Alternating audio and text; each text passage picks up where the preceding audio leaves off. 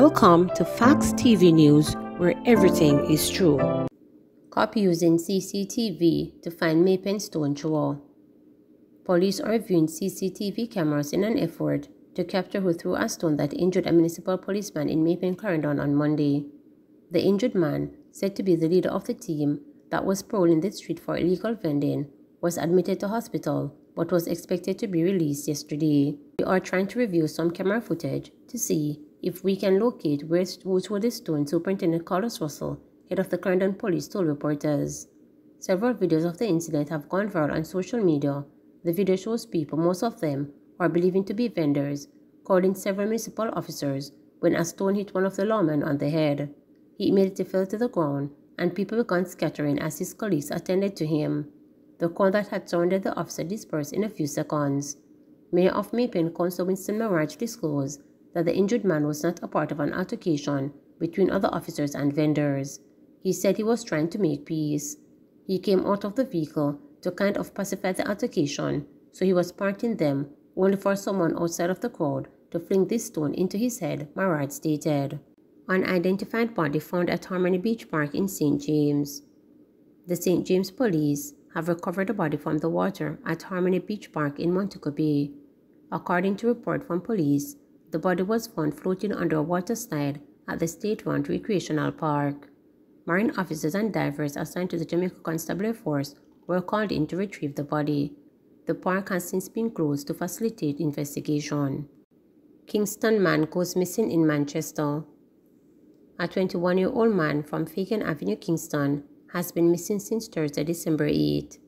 He has been identified as Romeo Price, and he was last seen in Comfort District, Manchester. According to reports from the Grand Spend Police, Price, who is of brown complexion and slim build, went to Manchester to visit his grandmother. He last spoke to his mother and has not been heard from or seen since. His mode of dress at the time of his disappearance is unknown. All efforts to contact him have proven futile. Anyone knowing the whereabouts of Romeo Price is asked to contact the Grand Spend Police at 876-755-1597, Police 119 emergency number, or the nearest police station.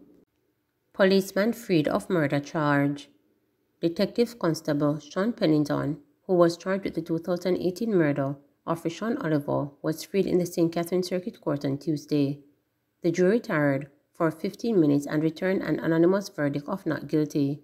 Justice Bertram Morrison then told Pennington that he was free to go. The trial lasted for 3 years, during which 5 witnesses were called for the Crown. The Crown led evidence that on February 24, 2018, residents of Pewsey District, Point Hill, St. Catherine, reported hearing explosions. Checks were made and Oliver was found lying in a pool of blood.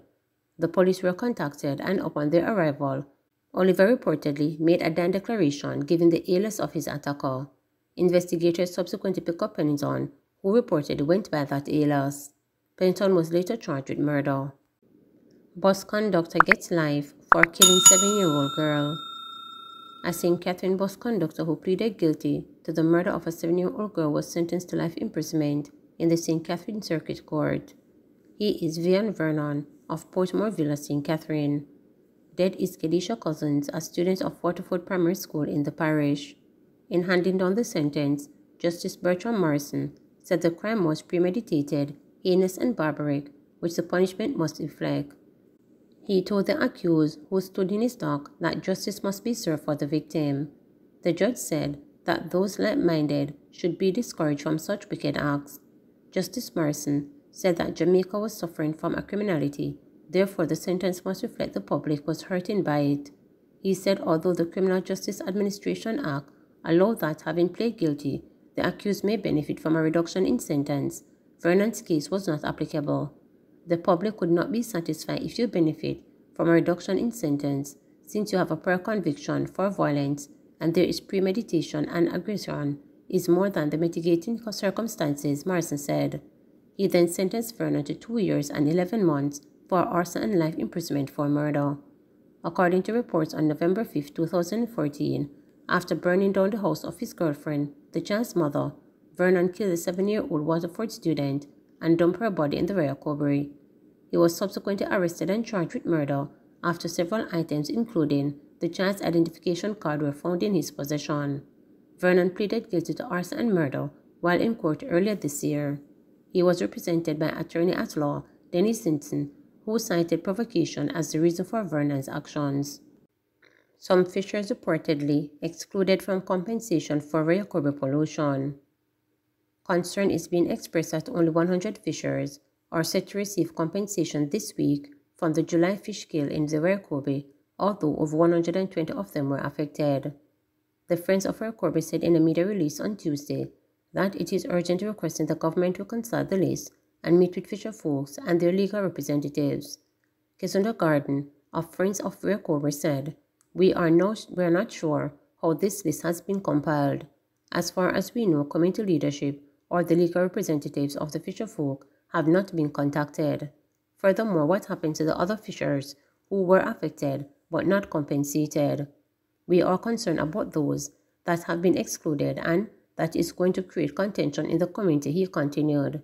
The group noted that the toxic discharge from Wildalco's effluent holding pond resulted in a major fish kill, disrupting the water supply of thousands of residents and the livelihoods of thousands of farmers and fishers. The government has announced it will pay $16 million in compensation to the fisher folk. No vending in Water Square for Christmas. No vending will be allowed in the pedestrian-only zone at Water Square Falmouth for the Christmas season, including Foreground Market. Major C. Junegajo said this will be permanent going forward. Absolutely no vending will be allowed. All goods, be they foodstuff or otherwise, must be sold in the market, Gajo told reporters, noting that he has observed vendors selling up stalls in anticipation of Grand Market. He said, I have personally informed them of the no vending policy. I have also informed the police of the municipality decision. They have agreed to work along with the municipal officers to ensure that there is no vending. Superintendent Winston Milton, commander for the Trelawney Police, said law and order has to be maintained. Additional officers, both uniform and in plain clothes, will be assigned to patrol the square to ensure a trouble-free holiday weekend. Bumpy started Christmas payday rollout. The Ministry of Finance and Public Service started rolling out its long-awaited compensation system on Tuesday, but some government workers reported not being paid, while there were pockets of complaints disturbing sums. Workers of the Ministry of Local Government and Rural Development were among some government workers who went home without their salaries on Tuesday. The employees were scheduled to receive their new compensation package, which has been delayed owing to circumstances beyond our control, according to Marshal Henry Martin, Permanent Secretary in the Ministry. In a missive to staff, which was seen by reporters, Henry Martin sought to reassure the workers that the local government ministry was in dialogue with the Finance Ministry and the Transformation Implementation Unit as they worked to resolve the delay in the shortest possible time. Some workers at Garden House, the seat of Jamaica's, by commercial legislators, were not paid on Tuesday also, but are hoping that the money will be dispersed today or later this week. Please remember to subscribe, like, share, and click the notification bell